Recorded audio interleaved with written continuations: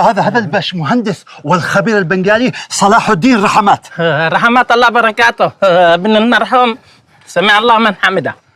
ما شاء الله ما شاء الله، الدعوات كلها أنا. هيك الوظيفة في جيبك هاته.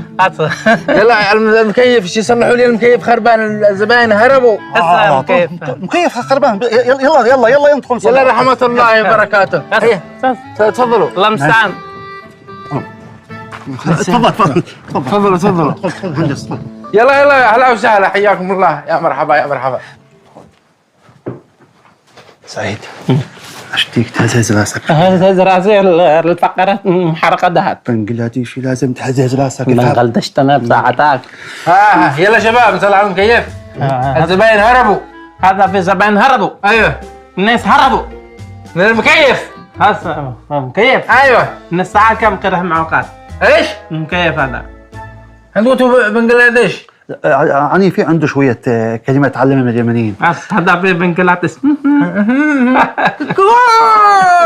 اشي يصلحوا لي المكيف.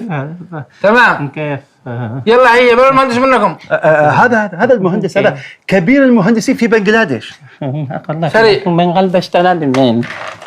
أنا عملت لك يا أستاذ يا ملاتي. اسمع سعيد، خارجنا من الورطة دي والفضول قالها عندك. الفضول قلت لك الفضول ما تنقول. ايش؟ هذا في مكيف ماله؟ تصلحوا خربان يعني في عطل ما في يعني هذا في له زرزر برتس خلاص. ايش قال؟ برتس خلاص. هو يقول اصلح. ايش هذا تس؟